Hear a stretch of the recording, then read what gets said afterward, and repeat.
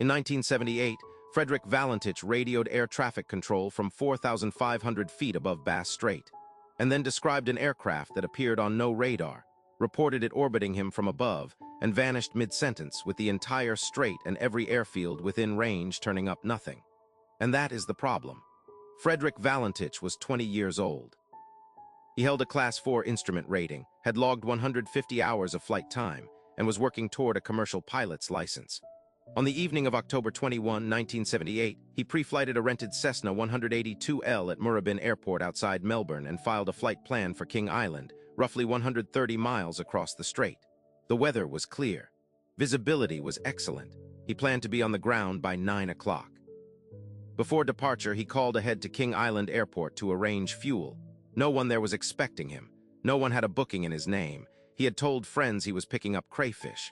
The restaurant on King Island had no record of any order. At 6:19 p.m., he lifted off from Moorabbin. For 47 minutes, the flight was unremarkable. Then at 7:06 p.m., Valentich contacted Melbourne Flight Service Unit and asked if there was any known traffic below 5,000 feet in his area. There was none. He then reported seeing a large aircraft, 4 bright landing lights, moving at high speed, passing over him from east to west. Controller Steve Roby asked him to describe the craft. Valentich said it was long, metallic. It had a green light on top. It was orbiting him. He reported his engine beginning to rough idle.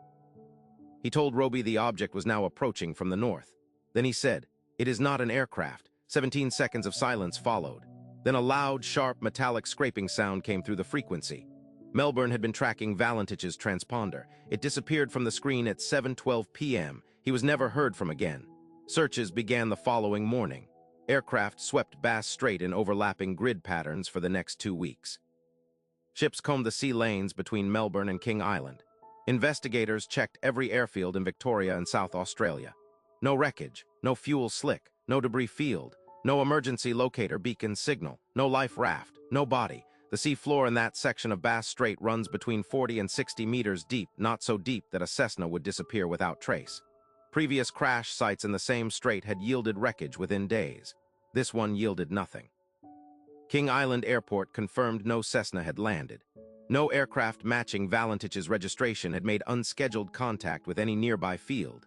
The Australian Department of Transport opened a formal investigation. Their report closed with a single word in the status field: unexplained. The most rational explanation is controlled flight into water. A young pilot, distracted or disoriented at night over a dark and unlit strait, loses his visual reference. The instruments become confusing. The aircraft descends without the pilot realizing it. The impact is fast. The Cessna sinks. The sea takes everything. This theory fits several circumstances. Valentich was relatively inexperienced. His engine was reportedly running rough. Spatial disorientation at night over water is one of the most dangerous conditions in general aviation. A disoriented final descent into Bass Strait is plausible, but it does not explain what happened before that. Remember the transmission. Valentich spoke to Melbourne Flight Service for 6 minutes and 28 seconds while describing an object above his aircraft. He described it orbiting him not once but repeatedly. He described the green light, the metallic surface, the 4 bright landing lights. The description was coherent and sequential. A pilot in the grip of spatial disorientation, confused enough to fly into the ocean without realizing it, does not produce 6 minutes of organized, specific observation. The engine roughness he reported is also unexplained by disorientation alone. A Cessna 182L engine does not rough idle because its pilot is confused. And then there is the radar data. At 7:12 p.m., Melbourne Air Traffic Control was tracking a second radar return, a larger unidentified target in close proximity to Valentich's transponder signal. Both targets disappeared simultaneously. The second return was never identified. It appeared on no flight plan filed that evening. No aircraft has ever claimed to have been in that airspace. The metallic scraping sound lasted 17 seconds. Controller Roby described it as unlike anything he had heard over a radio frequency before. It was not static. It was not the sound of an aircraft striking water. No acoustic expert has produced a satisfactory match to any known mechanical failure or atmospheric phenomenon. Valentich's last intelligible words, spoken just before the sound began, were, "It is not an aircraft." That was not a question.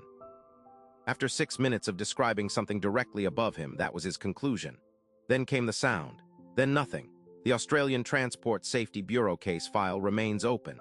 No wreckage from VHDSJ has ever been recovered. No explanation for the unidentified radar return has been confirmed. Valentich has never been found. 46 years later, the file still says unexplained.